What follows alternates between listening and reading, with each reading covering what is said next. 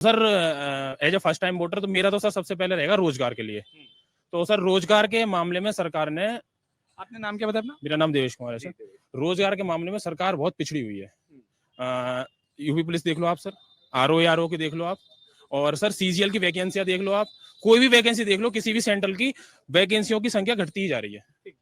आप रोजगार को ध्यान में रखकर वोट करोगे अपना? जी। और एक चीज पे मैं सरकार की तारीफ भी करना चाहूंगा, सुरक्षा पर। सर 2017 से पहले बहन बेटियों का घर से निकलना बहुत दुश्वार था। लोगों का एक मुश्त शासन था। उसमें सर ये था कि कुछ लोगों का शासन है कि भाई उनकी थाने में चल रही है तो तुम उनके खिलाफ कुछ नहीं कर सकते। सर इस चीज में बहुत सुधार हुआ है। अब बहन बेटियां रात में 1 बजे भी 2 बजे भी घर से बाहर निकल सकती हैं और अपनी सुरक्षा को लेकर अच्छा महसूस कर रही हैं। मैं इसलिए कहा कि पक्ष पक्ष कोई नहीं, देखो बगल में कुछ और बात आ रही थी और यहाँ कुछ और बात आ गई। जी साहब। मेरा नाम प्रदीप कुमार है और मैं रोजगार पे बोलूंगा। जैसे कि इस समय करंट में चल रहा है, रोजगार बहुत बड़े लेवल की समस्या हो रही है लोगों में। मतलब मेरा कहने का मतलब ये है, बेरोजगारी बहुत ज्यादा बढ़ गई है। चाहे कृषि विभाग ले लो, बिजली विभाग ले लो या स्वास्थ्य विभाग ले लो, सब में ठेकेदारी घुसेड़ दी है। अगर कोई 5वीं पास या 8वीं पास 10वीं पास ज्यादा पढ़ा लिखा है, उसमें अप्लाई करेगा तो उसे वैसे निकाल देते हैं। तो और हायर पे जा रहा है तो हायर पे वैकेंसी नहीं है। इवन बीएड बीटीसी करे हुए इतने घूम रहे हैं और यूपी ट्रिपल एससी के द्वारा यूपी में रोजगार मिल रहा है। मेरा मानना यह है कि सरकार का मन है रोजगार देना नहीं है।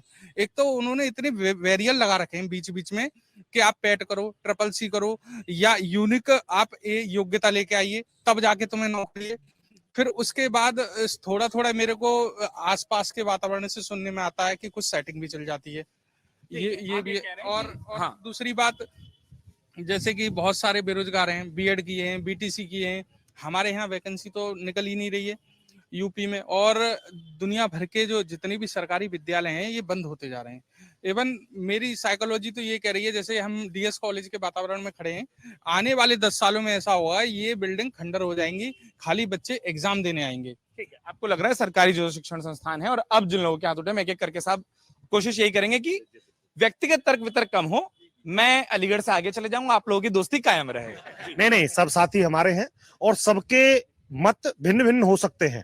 उन भिन्न भिन्न में थोड़ी सी बात है, रोजगार और पेपर लीक पे बात चल रही थी, उस विषय पे अपना मत, अपना विचार भाइयों के साथ साझा करता हूं और आपके साथ साझा करता हूं। पेपर लीक की बात होती है, पेपर लीक पहले भी होते थे। हमारे कुछ साथियों को ऐसी आदत लग गई है कि पेपर लीक होना, पेपर को पैसों से खरीदना, परीक्षा को पैसों से खरीदना और फिर उस पैसे के बलबूते उसमें सेलेक्ट होना और जॉब पाना, और बाकी जो गरीब लोग थे वो रोजगार में रह जाना। यदि पेपर लीक हुआ तो उत्तर प्रदेश की सरकार ने उसे स्वीकार किया और उस भर्ती को रद्द नहीं किया, पेपर को रद्द किया। इसका स्वागत होना चाहिए। ऐसी सरकार को हमें चुनना चाहिए। कमी को माना गया है इसको, वरना पेपर लीक हुए। मैं आपको पिछली सरकारों की बात कर रहा हूं, बसपा की मैं इसलिए बसपा की सरकार में वैकेंसी हुई, उन्होंने जिसको चाहा भर्ती किया। सपा की सरकार में, अखिलेश सरकार में हुआ, एक जो लिस्ट थी उसे फाड़ा गया, दूसरी लगाई गई और 20,000 भर्ती को फिर बसपा आई, उसने रद्द किया। तो ये सब इस सरकार में खत्म हुआ, इसलिए ये सरकार। अब रोजगार की बात आती है, एक छोटा सा उदाहरण देके इस बात को समाप्त कर दूंगा। हमारे देश के प्रधानमंत्री रहे और अभी जल्द में उनको भारत रत्न दिया गया, हमारे सबके किसानों के मसीहा कहे गए चौधरी चरण सिंह जी। किसान इकट्ठा होके गए साहब, जैसे आज हमारे युवा कहते हैं ना रोजगार नहीं है, रोजगार नहीं है, रोजगार नहीं है, ऐसे ही सब गए साहब। किसानों के गन्ने का मूल्य नहीं मिल रहा, गन्ने का मूल्य नहीं मिल रहा।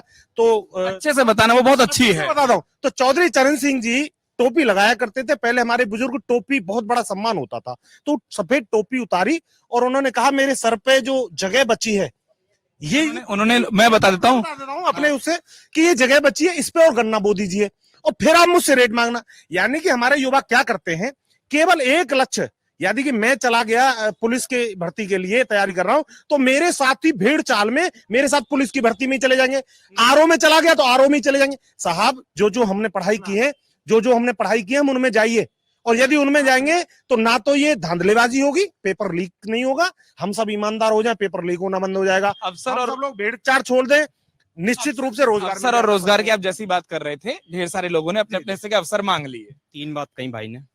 पहली कही कि सरकार ने इस चीज को माना कि हमने, हमारे यहाँ लीक हुए। क्या सरकार ने माना या बच्चों को धरना देना पड़ा? सरकार ने माना या आपस नहीं, मैं आपके साथ हूं, मैं आपके साथ हूं। वो सरकार ने नहीं माना, जिम्मेदारी जब होती जब बच्चों को देना ना पड़ता, तब युवा को महसूस होता कि सरकार हमारे लिए है। अभी जो आयोग की वहां बात पर कर रहे बैठ थे करके भाई, लड़कों को वो रात दिन आयोग की धरना अपनी देना बात पड़ा रखने के लिए है कि सरकार के पहली सामने चीज। आपने बात रखी। दूसरी उन्होंने कही किसानों का सम्मान करने के लिए हमने चौधरी चरण सिंह को ये सब दिया।